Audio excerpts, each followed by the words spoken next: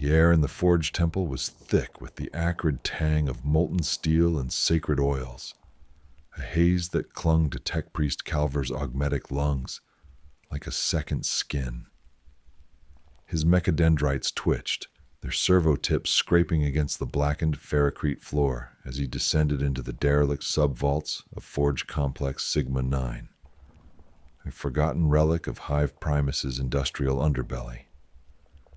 The temple's upper levels thrummed with the ceaseless rhythm of manufactorum hymns, but here, in the abandoned depths, only silence reigned, a silence that felt alive, watchful, as if the machine spirits themselves held their breath. Calvar's optic implants whirred, adjusting to the dim glow of flickering lumens, their light barely piercing the gloom of rusted conduits and shattered cogitator banks. He had come here on a whispered lead from a disgraced adept, a rumor of a lost, standard template construct fragment buried beneath centuries of decay. The promise of such a find, a shard of the Omnissiah's divine knowledge, was worth any risk, even to his carefully curated standing among the priesthood. His primary mechadendrite, tipped with a multi-tool, brushed aside a tangle of corroded wiring, revealing a sealed vault door etched with faded runes of the machine god. Calvar's organic heart quickened, a weakness he had never purged despite his augmentations. He intoned a binary prayer, his vocalizer emitting a low hum of code, and the door groaned open, its mechanisms protesting their long dormancy. Inside, the chamber was a crypt of ancient technology. Cogitators half melted into slag, data slates cracked like old bones, and a single plinth at the center, where a metallic shard glinted under a film of dust. The STC fragment, his servo hand trembled as it lifted the relic, no larger than a human palm, its surface etched with circuits that pulsed faintly as if alive. The moment his augmetics interfaced with it, a flood of binary surged through his neural network. Visions of perfect machines, flawless in their design, their purpose divine. But beneath the visions, something else stirred. A whisper, not in code, but in a language that felt alien, invasive, curling around his thoughts like smoke. Calvar's flesh, what little remained, prickled with unease. His augmetic eye zoomed in on the fragment, detecting micro-fractures that formed patterns too precise to be accidental. They resembled no Mechanicus script he knew, yet they seemed to shift under his gaze, as if reviewing him in turn.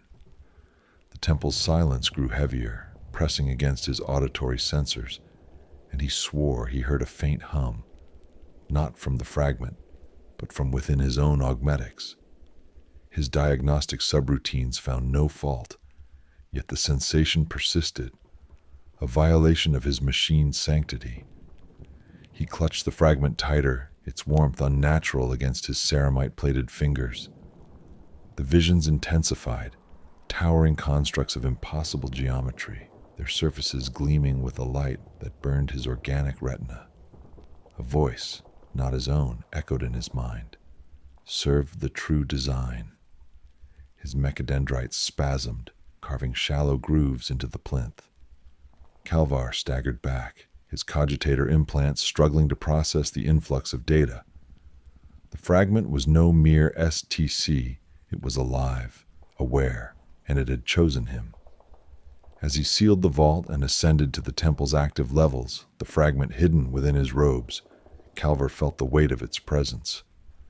His fellow tech priests moved through their rituals, oblivious to the relic's whispers now threading through his neural pathways. He passed a servo skull, its ocular lens lingering on him a moment too long, and his organic stomach churned, a vestigial organ he had meant to remove years ago. The fragment's binary hymns grew louder, drowning out the temple's sacred chants, promising knowledge that could elevate him beyond his peers or damn him as a heretic. He needed to study it in secret, to understand its purpose before reporting it to the Archmagos.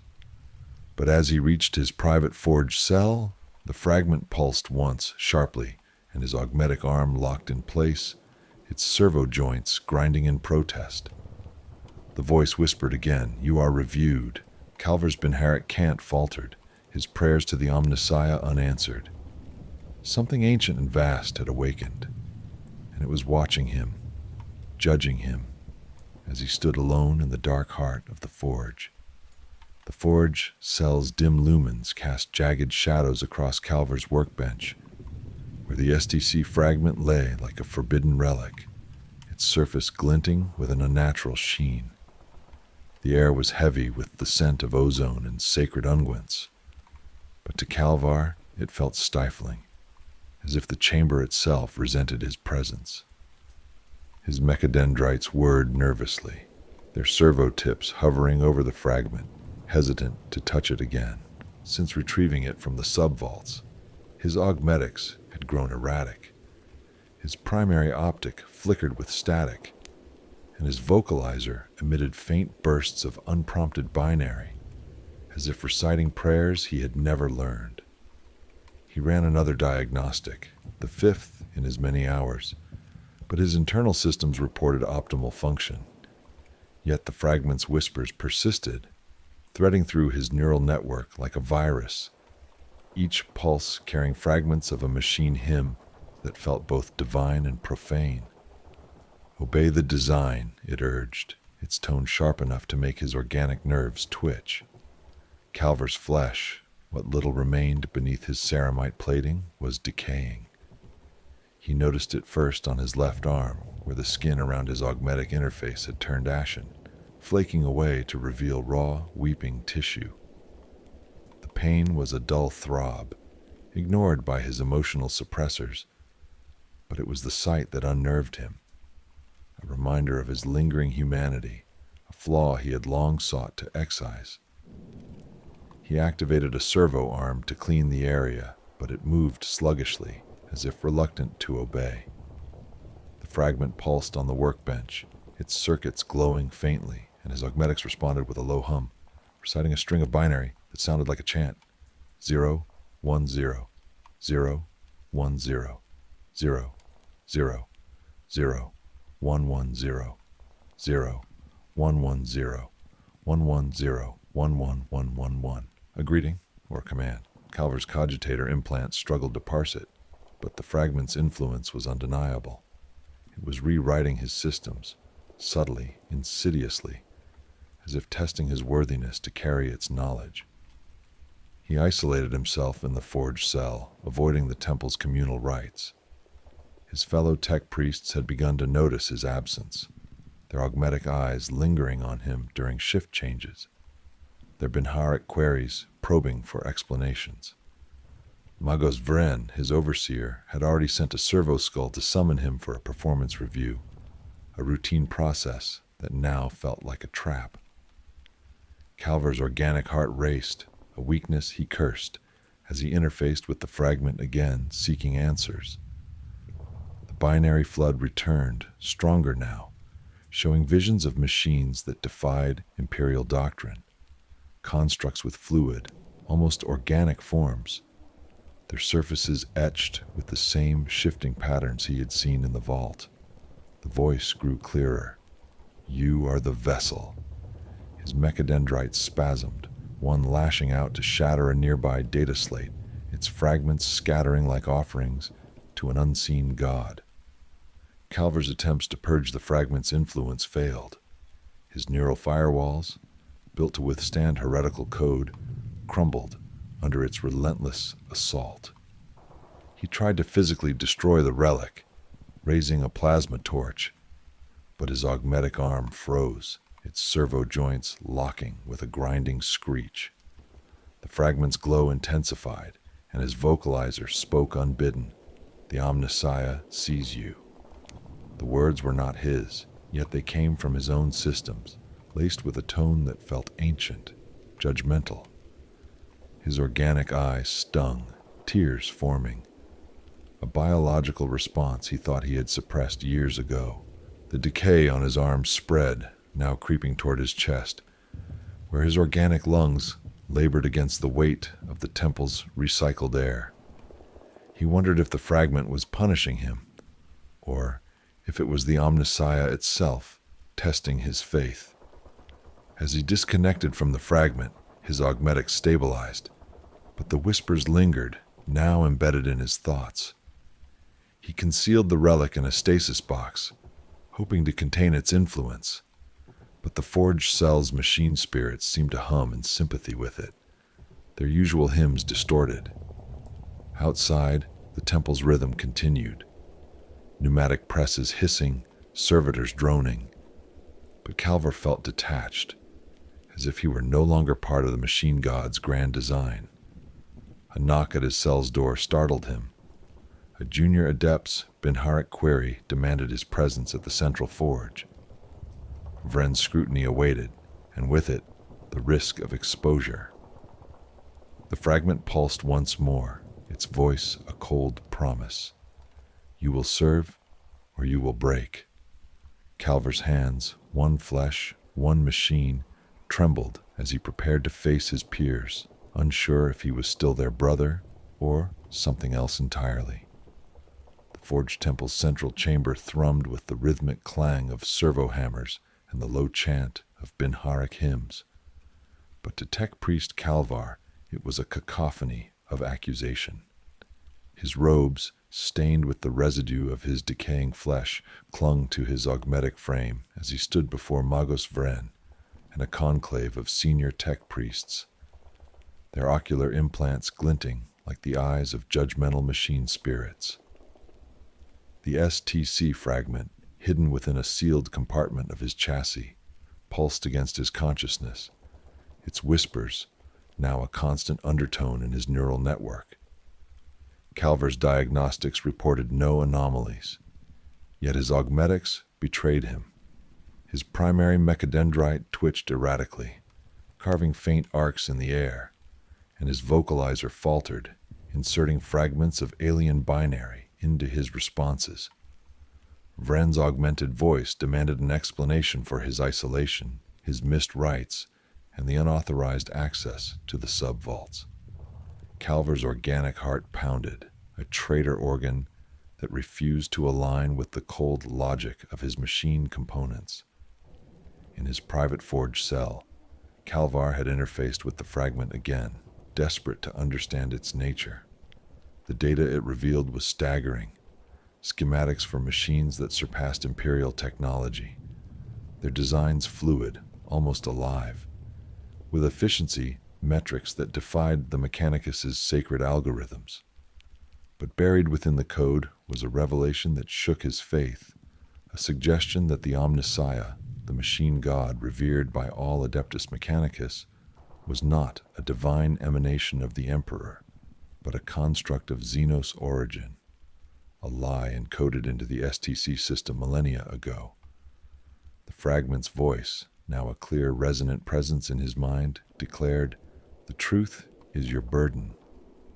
His augmetics had rebelled, forcing him to recite heretical binary hymns that praised a machine deity alien to the Imperium. His flesh, rotting at the edges of his implants, seemed to recoil from the blasphemy, the lesions spreading to his neck, weeping a viscous fluid that smelled of burnt circuitry. During the conclave, Vren's scrutiny intensified. A servo skull hovered near Calvar, its auger scanning his systems, and he felt the fragment's influence surge, hijacking his vocalizer to emit a burst of forbidden code. The priests recoiled, their mechadendrites rising in agitation, and Vren declared him tainted by tech heresy. Calvar's attempts to explain were drowned by the fragment's voice, now chanting through his augmetics, "Serve the true Omnissiah." His vision flickered, overlaying the temple with images of Xenos machines, towers of writhing metal, their surfaces etched with the same shifting patterns as the fragment. He saw himself kneeling before them, his humanity stripped away, a vessel for their will. The conclave moved to restrain him, but the temple's machine spirits responded, their hymns warping into a discordant wail. Pneumatic presses slammed shut, crushing a nearby servitor, and cogitator screens flared with corrupted data, displaying the same alien schematics Calvar had seen. He fled, his augmetic legs carrying him through the temple's labyrinthine corridors, the fragment's pulses guiding his path. Behind him, combat servitors activated, their heavy bolters whining as they pursued. Calvar's mind was a battlefield. His faith in the Omnissiah clashed with the fragment's revelations, each pulse eroding his loyalty to the Imperium. He reached a maintenance shaft, its narrow confines barely accommodating his frame, and sealed it behind him. In the darkness, the fragment's voice grew intimate, almost tender. "You are chosen to see." His decaying flesh burned, the lesions now forming patterns that mirrored the fragment's circuits, as if his body were becoming an extension of the relic. He tried to pray to the Emperor, but the words twisted into alien binary, his vocalizer no longer his own. The heresy was not just within the fragment, it was within him, rewriting his soul as it rewrote his systems. As he crawled deeper into the shaft, the temple's alarms faded, but the fragment's judgment loomed larger, a dark arbiter reviewing his worthiness to carry its truth, or be consumed by it. The maintenance shaft's claustrophobic darkness pressed against Tech Priest Calvar, its walls slick with condensation and the residue of ancient lubricants, amplifying the grinding hum of his augmetic joints. His mechadendrites scraped against the metal, each movement a reminder of the STC fragment's influence, its pulses now synchronized with his faltering organic heartbeat. The relic, concealed within his chassis, burned like a star against his decaying flesh, its alien circuits weaving deeper into his neural network. The temple's alarms echoed faintly behind him, a relentless drone punctuated by the heavy tread of combat servitors hunting their prey.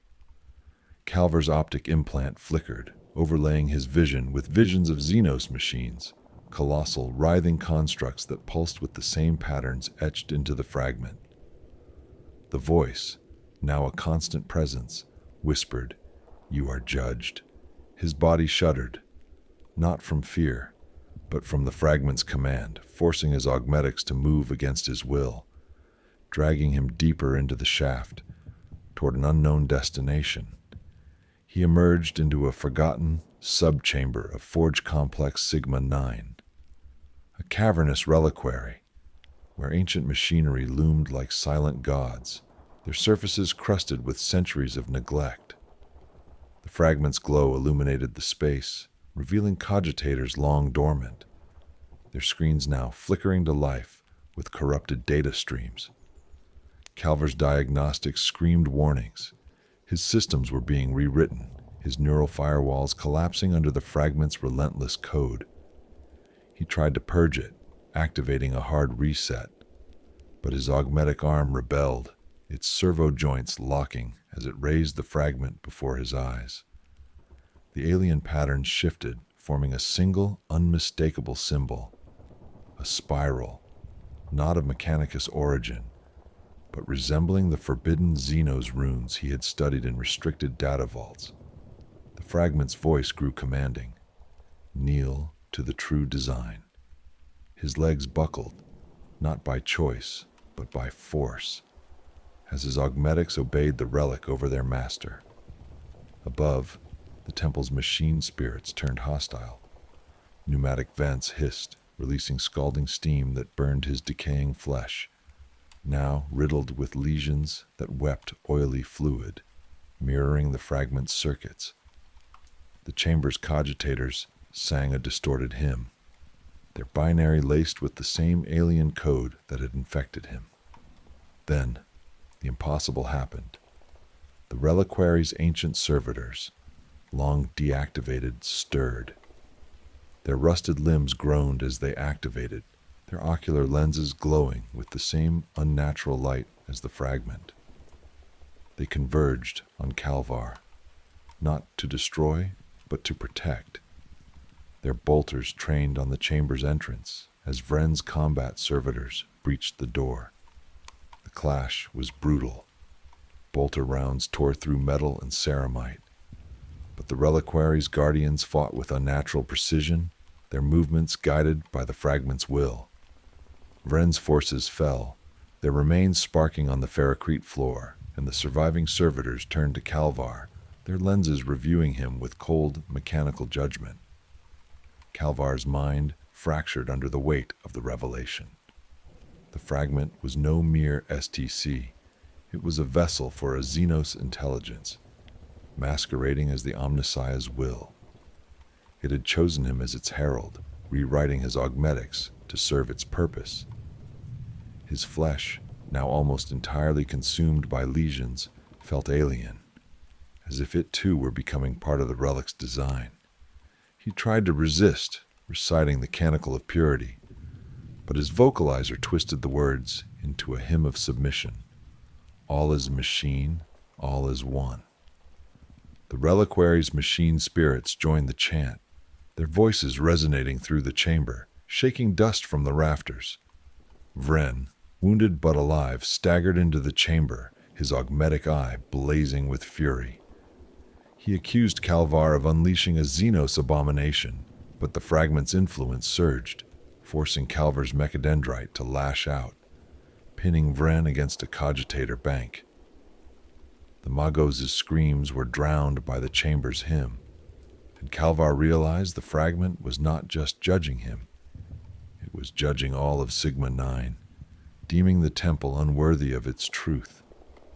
As the servitors advanced, their weapons humming, Calvar stood at the precipice of his fate, the fragment's voice a final decree: "You are mine." The reliquary chamber pulsed with the heartbeat of corrupted machine spirits, their Binharic hymns now a cacophony of alien code that drowned out the sacred rhythms of Forge Complex Sigma 9. Tech Priest Calvar stood at the chamber's heart, his augmetic frame trembling as the STC fragment, now fused to his chassis, burned with an unnatural light. His flesh, what little remained, was a ruin of lesions, their patterns mirroring the Xenos spiral etched into the relic, a mark of ownership that seared his soul as much as his body. The fragment's voice was no longer a whisper, but a command, resonating through his neural network.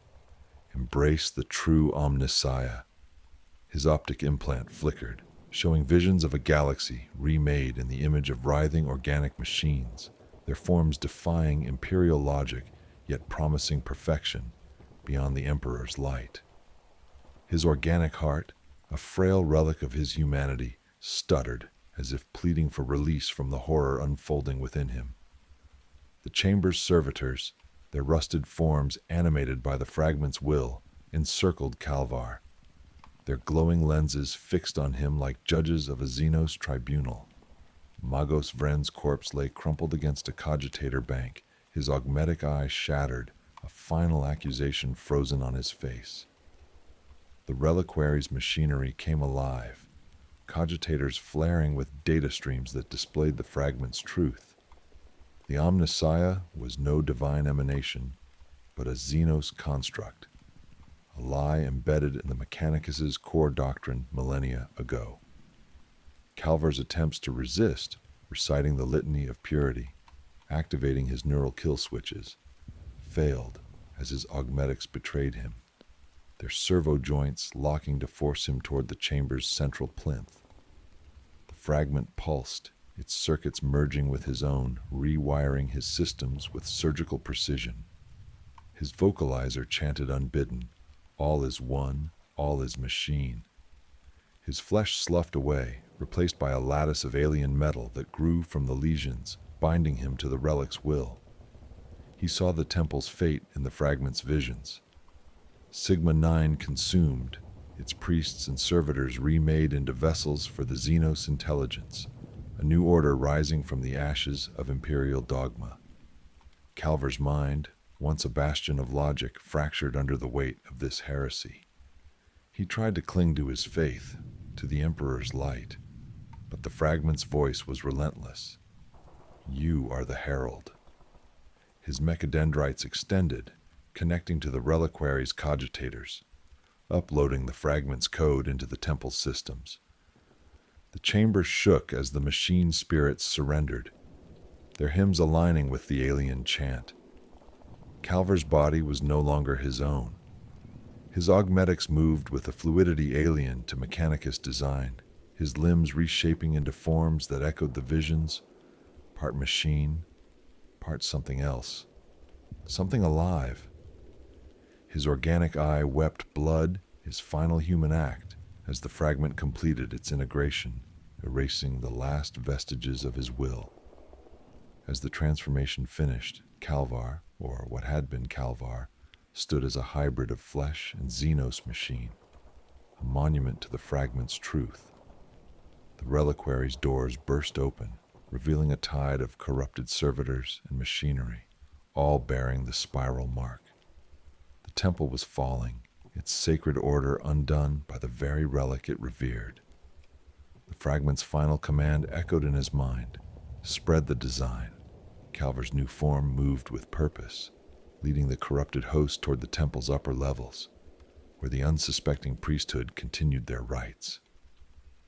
The horror was not in his damnation, but in his acceptance. He was no longer a heretic, but a prophet of a new machine god, one that had reviewed him and found him worthy. The Imperium's truth crumbled in his wake, replaced by a cold, alien perfection that would consume all.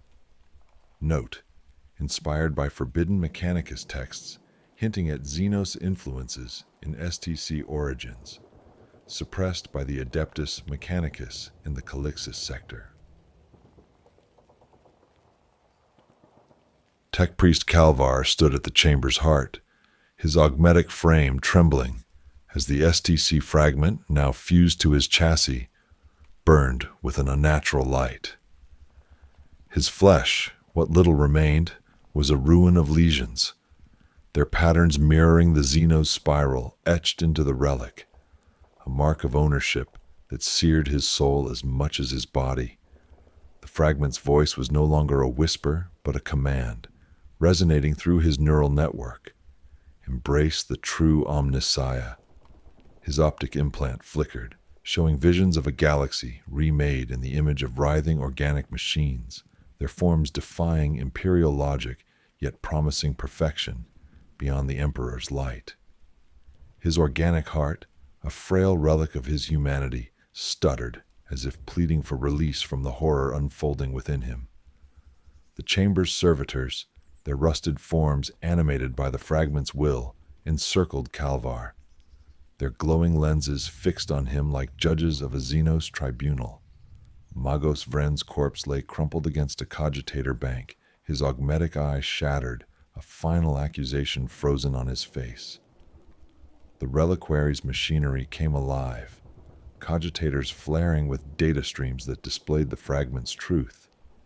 The Omnissiah was no divine emanation, but a Xenos construct, a lie embedded in the Mechanicus's core doctrine millennia ago. Calvar's attempts to resist, reciting the litany of purity, activating his neural kill switches, failed as his augmetics betrayed him, their servo joints locking to force him toward the chamber's central plinth.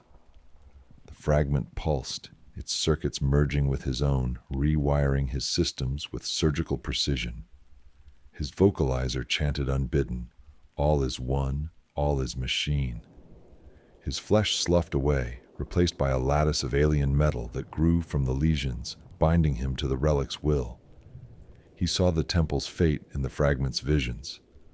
Sigma 9 consumed, its priests and servitors remade into vessels for the Xenos intelligence, a new order rising from the ashes of imperial dogma. Calvar's mind, once a bastion of logic, fractured under the weight of this heresy. He tried to cling to his faith, to the Emperor's light, but the fragment's voice was relentless. You are the herald. His mechadendrites extended, connecting to the reliquary's cogitators, uploading the fragment's code into the temple's systems. The chamber shook as the machine spirits surrendered, their hymns aligning with the alien chant. Calver's body was no longer his own. His augmetics moved with a fluidity alien to Mechanicus design, his limbs reshaping into forms that echoed the visions, part machine, part something else, something alive. His organic eye wept blood, his final human act, as the fragment completed its integration, erasing the last vestiges of his will. As the transformation finished, Calvar, or what had been Calvar, stood as a hybrid of flesh and Xenos machine, a monument to the fragment's truth. The reliquary's doors burst open, revealing a tide of corrupted servitors and machinery, all bearing the spiral mark. The temple was falling, its sacred order undone by the very relic it revered. The fragment's final command echoed in his mind: spread the design. Calver's new form moved with purpose, leading the corrupted host toward the temple's upper levels, where the unsuspecting priesthood continued their rites. The horror was not in his damnation, but in his acceptance. He was no longer a heretic, but a prophet of a new machine god, one that had reviewed him and found him worthy. The Imperium's truth crumbled in his wake, replaced by a cold, alien perfection that would consume all. Note: inspired by forbidden Mechanicus texts hinting at Xenos influences in STC origins, suppressed by the Adeptus Mechanicus in the Calixis sector. Lyra's fingers traced the symbols, and a jolt of psychic energy surged through her, not divine but profane, filling her mind with visions of a choir singing to a void that answered back. The shadowy figure from her dreams emerged, its form coalescing into something almost human, its eyes twin voids that devoured light. It spoke her name, its voice a chorus of 1,000 tortured souls. Your faith feeds me. Lyra stumbled back, her Aquila pendant burning against her chest, and realized the hymns were no mere prayers. They were a ritual, summoning a demonic entity that thrived on the choir's devotion, twisting their worship into sustenance. Desperate for proof, Lyra forced the door open, revealing a hidden chapel lit by flickering candles that cast unnatural shadows. The walls were lined with hymnals, their pages defaced with runes that seemed to writhe, and at the center stood an altar, not to the Emperor, but to something else. A twisted effigy of bone and blackened metal, its surface slick with what looked like fresh blood. Lyra's breath caught as she recognized Aaron's choir robe, torn and discarded in a corner, stained with the same dark fluid. Footsteps echoed behind her, and she hid behind a pillar as Sister Agnes entered, flanked by 2 mute servitors. Agnes knelt before the effigy, her augmetic eyes glowing as she chanted in a tongue Lyra didn't know, the words resonating with the discordant note from the hymns. The air grew heavy, and the effigy pulsed, its shadows stretching toward Lyra like grasping hands. She fled, her heart pounding, but the entity's voice followed. You cannot hide from what you summon. Back in the choir chamber, Lyra tried to warn Tobin, but he was gone. His place in the choir filled by a new singer whose eyes were as vacant as Mara's had been. She confronted Sister Agnes during a break, demanding answers about the hymnals and Aaron. But Agnes's response was a cold smile, her voice laced with menace. Questioning the Emperor's will is heresy, child. The other singers avoided Lyra's gaze, their silence deafening, and she realized the choir was complicit, willingly or not, in the ritual. Her dreams that night were a torment, blood-soaked hymns, the effigy's eyes watching her, and the figure's voice promising power if she surrendered her voice completely. As she woke, gasping, her throat raw, Lyra knew the entity was growing stronger, fed by her own singing, and that her faith, her only shield, was becoming its weapon. The cathedral's sanctity was a lie, and she was trapped in its heart, her voice a thread in a tapestry of damnation. The cathedral's spire seemed to pierce the heavens, yet its shadow felt like a cage around Lyravarn's heart as she stood in the choir chamber, her voice faltering amidst the hymn of his unyielding wrath. The air was thick with incense, but it could not mask the metallic tang of blood that lingered since her discovery in the Undercroft. The hidden chapel's effigy haunted her, its twisted form of bone and blackened metal, pulsing with a life that mocked the Emperor's light. The demonic presence, the Faith Eater, had grown bolder, its voice no longer confined to her dreams, but whispering through the choir's harmonies. Sing, and I am born. Lyra's hands trembled as she gripped her hymnal, its pages now heavy with runes that bled ink when she touched them, as if the book itself were alive. The other singers, their faces gaunt and eyes vacant, sang with mechanical precision, oblivious to the entity's growing power, or complicit in its summons. Lyra had tried to flee after confronting Sister Agnes, but the cathedral's servitors shadowed her every move, their augmetic lenses glinting with cold purpose. She had nowhere to run. Her family's spire, House Varn, was a den of corruption, its wealth built on whispered pacts with forces her father refused to name. Desperate, she sought answers in the cathedral's archives, slipping into a restricted scriptorium under cover of night. There, among dust-choked tomes, she found a ledger bearing House Varn's seal, a record of tithes paid to the ecclesiarchy, but annotated with cryptic references to sacrifices for the choir's ascension. Her blood ran cold as she read further. Her family had funded the choir not for salvation, but to conceal their own heretical dealings, offering Lyra as the unwitting pawn to ensure the Faith Eater's summoning. The ledger detailed shipments of forbidden texts, their runes matching those in the hymnals, and payments to rogue traders for specimens delivered to the Undercroft. The realization shattered Lyra's fragile hope. Her escape to the choir was no act of rebellion, but a scripted betrayal, orchestrated by her family to bind her to the demon's ritual.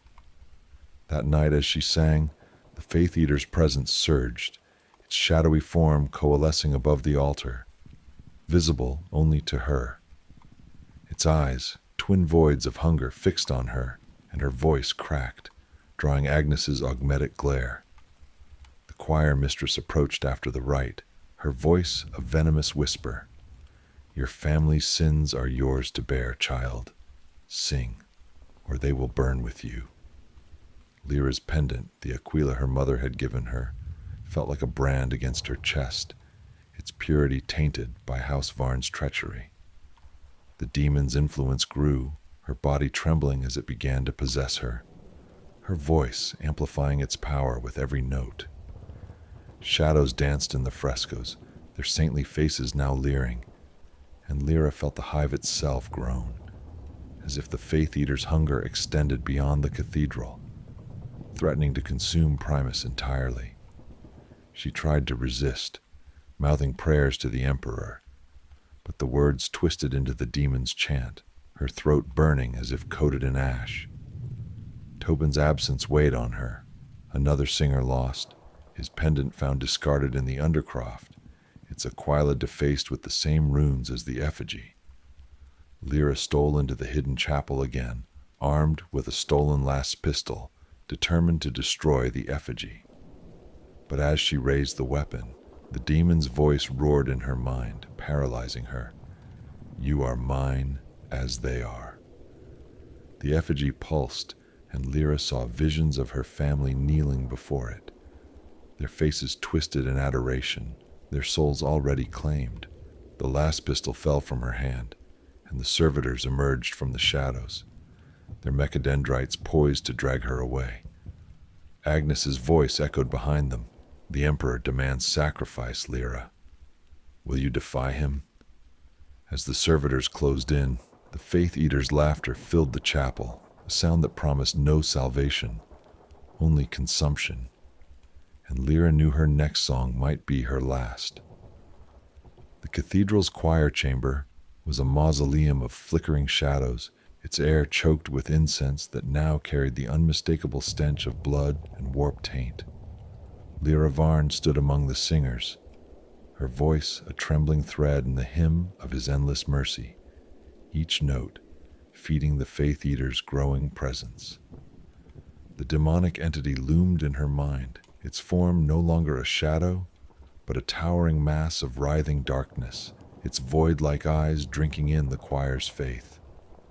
The runes on her hymnal pulsed, their ink bleeding into her fingers, and her aquila pendant burned against her chest, a mocking reminder of House Varn's betrayal. The ledger's revelations had shattered her. Her family's funding of the choir was no act of piety, but a pact with chaos. Their tithes, masking rituals that summoned the Faith Eater to consume Hive Primus's soul. Lyra's body shook, her voice no longer her own, as the demon used her as its conduit, her soprano amplifying its power with every verse. Sister Agnes, her augmetic eyes glowing with fanatic zeal, led the choir in a final hymn, the canticle of his wrathful judgment, its melody a discordant wail that shook the cathedral's foundations. The effigy in the hidden chapel, now alive in Lyra's visions, pulsed in sync with the hymn, its blackened metal form splitting to reveal a maw of infinite hunger. The other singers, their faces hollowed by the demon's touch, sang with unnatural fervor, their voices blending into a chorus that tore at reality itself. Lyra saw Tobin's face among them, his eyes empty, his body moving like a puppet, and realized he had been claimed, his soul devoured to fuel the ritual. The demon's voice roared in her mind, "Sing, and I am whole." Her throat burned, her vocal cords straining as the Faith Eater forced her to lead the hymn, her voice a beacon, drawing it into the material world. Desperate, Lyra clutched the last pistol hidden in her robes, stolen from a cathedral armory after her escape from the Undercroft. She broke from the choir, her sudden silence drawing Agnes's wrathful glare, and ran toward the hidden chapel, the hymn's power pulling at her like a tide. The servitors pursued, their mechadendrites slashing through the air, but Lyra's noble-born agility carried her through the cathedral's twisting passages. She reached the chapel, the effigy now fully alive, its maw gaping, shadows spilling out like blood. Lyra fired the last pistol, its bolts scorching the effigy's surface. But the demon laughed, its voice shaking the walls. "Your faith is my strength." She realized her defiance was futile. Every act of resistance, every prayer, only fed the Faith Eater's hunger. In a final act, Lyra turned her voice against it, singing a bastardized hymn, twisting the canticle of his wrathful judgment into a plea for the Emperor's mercy. Her voice cracked, blood trickling from her lips, but the hymn disrupted the ritual, the effigy's form flickering as the demon roared in rage. The cathedral trembled, stone cracking as the Faith Eater's form began to collapse, its shadows retreating into the warp. Agnes and the servitors burst into the chapel, their faces twisted with fury, but Lyra sang on, her voice a weapon that burned her throat to ash. The demon's final scream tore through her mind, promising to return, its laughter echoing as the effigy shattered, scattering bone and metal across the chapel. Lyra collapsed, her vision fading, her body broken by the effort. The last thing she saw was Agnes's augmetic eyes, cold and unyielding, as the choir mistress whispered, "The Emperor will judge you." The cathedral fell silent, its sanctity restored but hollow, and Lyra knew her sacrifice had only delayed the Faith Eater's hunger. Somewhere in the warp, it waited, its laughter a promise of vengeance. The cathedral's choir chamber was a crucible of shadows, its vaulted ceiling trembling, As the hymn of his unyielding wrath reached a fevered crescendo, each note a blade carving reality apart, Lyra Varn stood at the heart of the choir, her voice a fragile thread in the maelstrom, her body racked by the Faith Eater's possession. The demon's presence was no longer a whisper, but a roaring void, its form coalescing above the altar, a writhing mass of shadow and bone, its eyes twin abysses that drank her faith like blood. Her hymnal lay discarded, its pages scorched by runes that bled warp taint, and her Aquila pendant, a relic of House Varn's treachery, burned against her chest, its metal warped by the demon's touch. The ledger's truth haunted her. Her family had bound her to this choir, their wealth fueling a chaos ritual to summon the Faith Eater, sacrificing her soul to hide their sins. Sister Agnes, her augmetic eyes blazing with fanatic glee, led the choir in a hymn that tore at the veil between worlds, the discordant note now a scream that shook the cathedral's stones. The singers, their faces hollowed into masks of devotion, were puppets of the demon, their voices fueling its emergence. Lyra saw Tobin among them, his body moving but his soul gone, his eyes reflecting the same void as the effigy in the undercroft. The demon's voice thundered in her mind, "Your song births me." Her throat burned, blood coating her lips as she fought to silence her voice. But the Faith Eater's will was iron, forcing her to sing louder, her soprano a beacon for its manifestation. The cathedral groaned, its frescoes weeping blood, their saintly faces twisting into leers that mocked her defiance. Lyra clutched the stolen last pistol, its grip slick with her sweat, and broke from the choir, her silence a rebellion that drew Agnes's wrath. She stumbled toward the hidden chapel, the demon's laughter chasing her through the cathedral's passages, its shadows clawing at her heels. The servitors pursued, their mechadendrites slashing, but Lyra's noble-born agility carried her to the undercroft. The effigy stood alive, its blackened metal splitting to reveal a maw that pulsed with warp energy, its hunger threatening to swallow Hive Primus.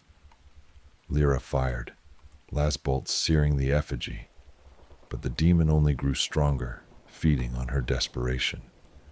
In a final act of defiance, she turned her voice against it, singing a fractured prayer, not the choir's hymn, but the litany of his mercy, a plea torn from her soul. The words burned her throat, her voice cracking as blood streamed from her mouth. But the prayer disrupted the ritual, the effigy's form flickering as the demon screamed in fury. The chapel shook, stone crumbling as the Faith Eater's form began to unravel, its shadows retreating into the warp. Agnes burst in, her augmetic eyes wild, a blade in her hand screaming of heresy.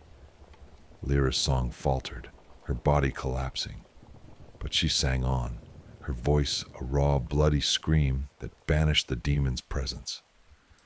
The effigy shattered, bone and metal scattering, and the cathedral fell silent, its sanctity a hollow lie. Lyra lay broken, her vision fading, Agnes's blade poised above her. The demon's final whisper echoed, "I will return." Her sacrifice had saved the Hive, but at the cost of her soul, damned by her family's sin and the Emperor's unforgiving judgment. The silence was her only victory, a scream that would haunt the cathedral forever. The archives of Hive Secundus were a labyrinth of dust and shadow, their towering stacks of data slates and vellum scrolls suffocating under the weight of centuries. Scribe Elise toiled in the dim glow of flickering lumens, her fingers stained with ink as she cataloged endless administratum records, each one a testament to the Imperium's unyielding bureaucracy. The air was thick with the scent of decaying parchment and ozone, the silence broken only by the hum of servo skulls drifting through the aisles, their auger lenses scanning for errors or heresy. Elise, a low-born clerk who had clawed her way into the administratum's service, felt the monotony of her existence like a chain, her dreams of purpose crushed by the hive's relentless grind.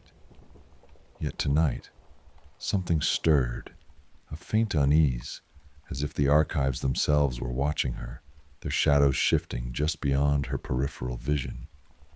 While sorting a crate of unsanctioned texts destined for incineration, Elise's hand brushed a vellum scroll, its surface unnaturally cold, its edges frayed as if gnawed by time.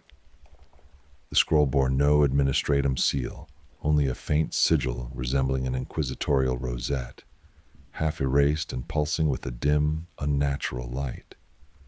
Against her better judgment, she unrolled it, revealing text that writhed like living ink, forming words in a script she couldn't read yet understood. Betrayal lies buried here. Her breath caught as the words shifted, naming her. Elise, see the truth. And a spectral voice whispered in her mind, low and resonant, claiming to be Inquisitor Varnholt, dead for centuries.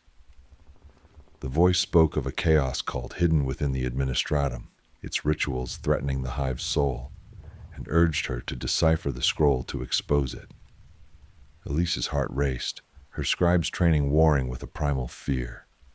She hid the scroll in her robes, its chill seeping into her skin, and glanced at the servo skull hovering nearby, its lens lingering on her as if it sensed her transgression. The archive's silence grew oppressive, the lumens dimming as if the chamber resented her discovery. She tried to resume her work, but the scroll's words echoed in her thoughts, accompanied by visions of a figure in inquisitorial armor, his face obscured, his eyes burning with purpose or madness. The voice whispered again, read and know. Elise noticed her colleagues hunched over their cogitators, their movements mechanical, their eyes avoiding hers. One, a senior scribe named Corvus, paused, his augmetic hand twitching as he muttered about texts that rid you back. The warning chilled her, but the scroll's pull was stronger, its text rewriting itself to reveal a name. Lord Administrator Thalric, her overseer, implicated in the cult. As she left the archives, the hive's distant hum felt wrong, like a heartbeat out of sync. Elise clutched the scroll, its sigil now glowing faintly, and felt the Inquisitor's presence grow stronger, his voice a cold command. You are my witness. The servo skulls followed her through the corridors, their lenses whirring, and she realized the archives were no sanctuary, but a vault of secrets, guarding truths the Imperium would kill to keep buried. Her discovery was a spark in the dark, but whether it would illuminate or consume her, she could not yet tell. The Administratum Scriptorium in Hive Secundus was a cavern of cold efficiency, its air heavy with the tang of ink and the hum of ancient cogitators processing the Imperium's endless data. Scribe Elise hunched over her workstation, her hands trembling as she sorted mundane tithe records middle. Her fingers brushed against the vellum scroll hidden beneath her robes, its unnatural chill a constant reminder of the spectral voice that had claimed her. The scroll's writhing text haunted her, its words shifting in her mind. Betrayal lies buried here, Elise. And the Inquisitor's voice, identifying itself as Varnholt, grew more insistent, a low growl urging her to expose the chaos cult within the Administratum. Her dreams were plagued by his shadow, a figure in tattered inquisitorial armor, his eyes burning with a zeal that felt both righteous and unhinged, whispering, decipher the truth or perish. The weight of his presence was a chain around her soul, and the scroll's sigil pulsed faintly, as if alive, whenever she touched it. Elise's colleagues moved like ghosts through the scriptorium, their eyes avoiding hers, their silence louder than the clatter of data slates. She had tried to show the scroll to Corvus, the senior scribe, but he recoiled, muttering about texts that read your soul, his augmetic hand twitching as if burned. The scroll's text had revealed more names. Administratum officials, including Lord Thalric, linked to forbidden rituals in the hive's underbelly. Elise spent stolen hours deciphering its shifting script, each line unveiling fragments of a cult's plan to summon a warp entity through blood and sacrifice. The Inquisitor's voice guided her, its tone sharp with urgency. They hide in plain sight. But her findings were dismissed by her overseers as delusions, their augmetic gazes cold, accusing her of overwork-induced madness. A servo skull lingered too long near her station, its lens whirring, and Elise felt the hive's walls closing in, as if the administratum itself were reviewing her loyalty. Her nights were sleepless, the scroll's words invading her dreams, blending with Varnholt's visions of blood-soaked altars and chanting figures in administratum robes. The Inquisitor's shadow grew stronger, its presence no longer confined to sleep, but seeping into her waking hours, forcing her hand to write notes she didn't recall, coordinates, names, ritual dates. Her body ached, her eyes burned, and her quill moved as if possessed, scratching out warnings in a script not her own. During a shift break, she followed the scroll's cryptic directions to a sealed archive vault, finding a hidden data slate with records of disappeared scribes, their names erased, their fates tied to the cult. The Inquisitor's voice roared, expose them or join them, but her attempts to report to a superior were met with a curt dismissal, the official's augmetic eye glinting with suspicion, labeling her claims heretical. As she returned to her cell, the hive's hum felt like a pulse of malice, its corridors alive with unseen watchers. The scroll's sigil glowed brighter, its cold seeping into her bones, and Elise felt Varnholt's will bending hers, his shadow looming in every reflection. On cogitator screens, in polished ferrocrete, his voice a relentless command. You are my instrument. Her faith in the Emperor wavered, the scroll's truths eroding her certainty, suggesting Varnholt's crusade might be as damned as the cult he hunted. The servo skull's lenses followed her, their scans invasive, and she knew the administratum's bureaucracy was a labyrinth of lies, its secrets guarded by those she once trusted. Elise was no longer just a scribe. She was a pawn in a war between a dead Inquisitor's vengeance and a cult's hunger, her soul the battlefield. The scriptorium's dim lumens cast a sickly pallor over the rows of cogitators, their incessant hum a mocking echo of the hive's unyielding pulse. Scribe Elise sat at her station, her hands trembling as she transcribed tithe records, the vellum scroll's icy weight pressing against her chest beneath her robes. Its writhing text had burrowed into her mind, each shifting word a revelation of the chaos cult festering within Hive Secundus's administratum. The Inquisitor Varnholt's spectral voice was now a constant companion, its growl weaving through her thoughts. They see you, Elise. Act. His shadow loomed in her peripheral vision, a tattered figure in inquisitorial armor, his burning eyes urging her to expose the cult's rituals, blood sacrifices in the hive's undercroft, led by Lord Administrator Thalric.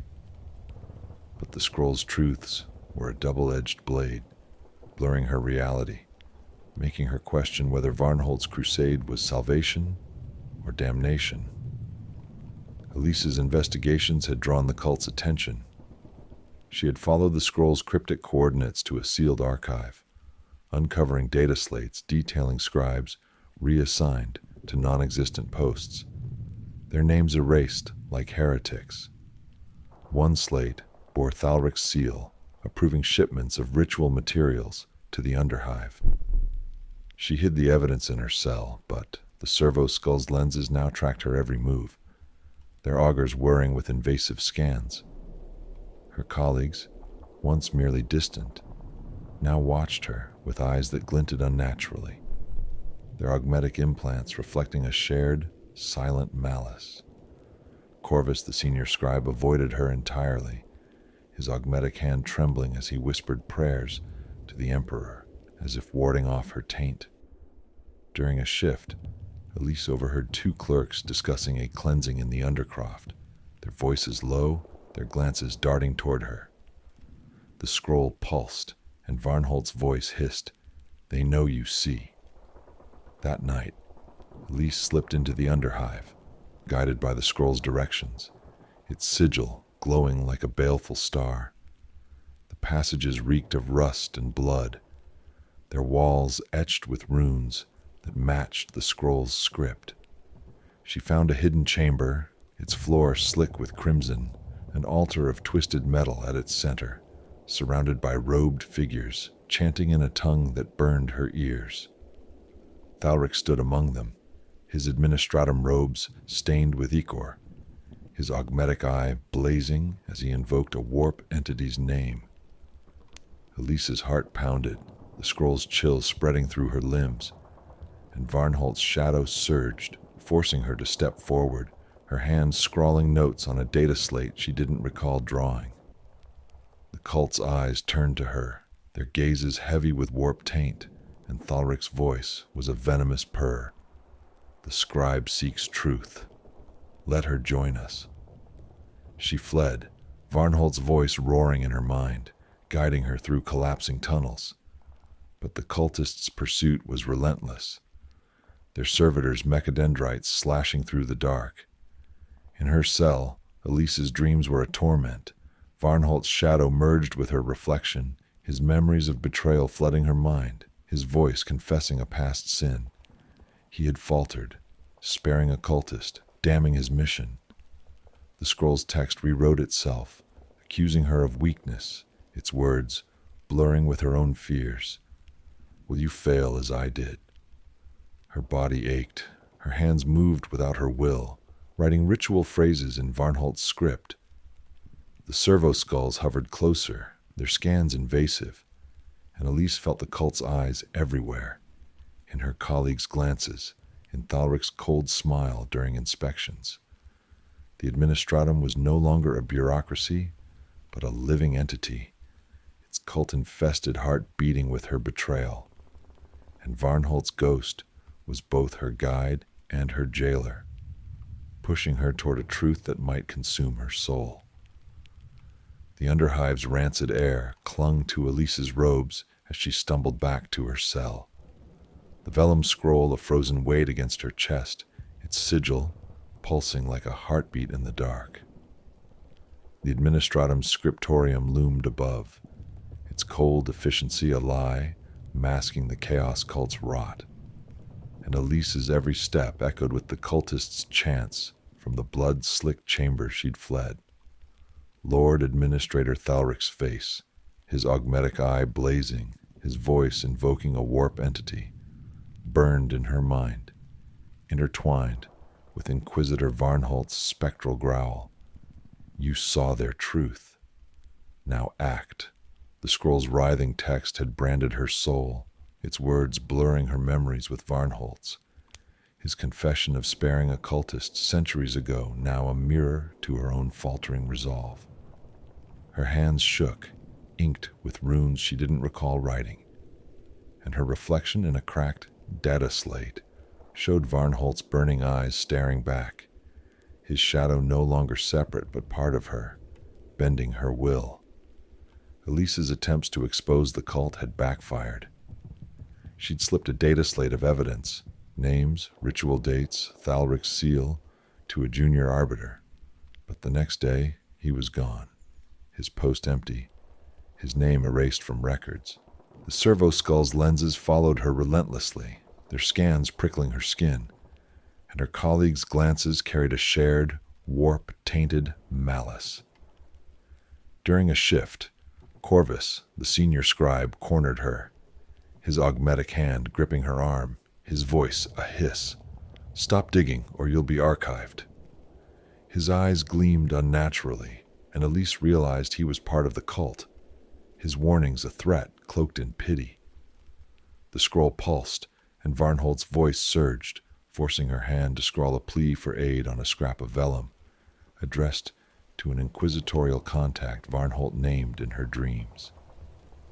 She hid it in a courier drone, but the drone malfunctioned, its wreckage found with her note, and Thalric summoned her to his office.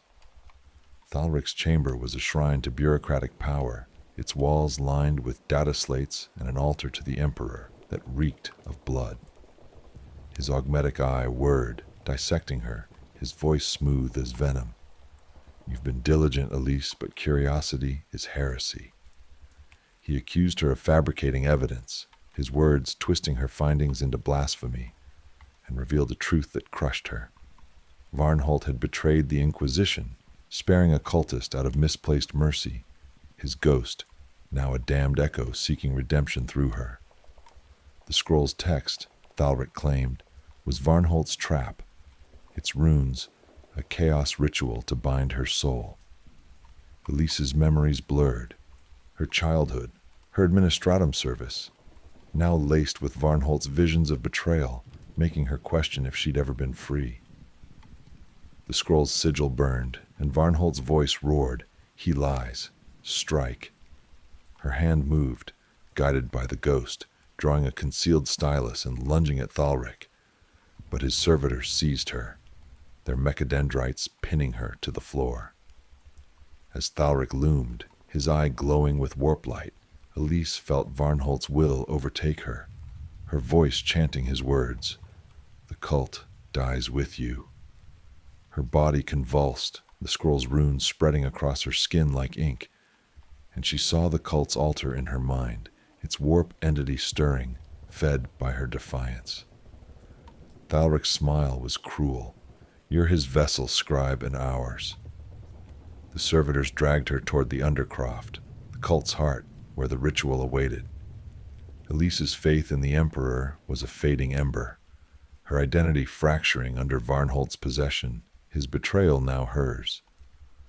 The hive's hum was a dirge, its corridors alive with the cult's eyes, and Elise knew she was no longer a witness, but a pawn. Her soul the price of a truth that might damn her as much as the cult she sought to destroy. The undercroft of Hive Secundus was a wound in the hive's heart, its air thick with the stench of blood and warped taint, its walls pulsing with runes that, with the final act of will, Elise threw the burning scroll into the altar's maw, its flames consuming the warp runes. The demon roared, its form unraveling, and Varnholt's ghost screamed, his shadow torn apart as the scroll's destruction banished him. Thalric lunged, his blade piercing her side, but the altar collapsed, burying him in rubble, his augmetic eye dimming as the cultists fled, their ritual broken.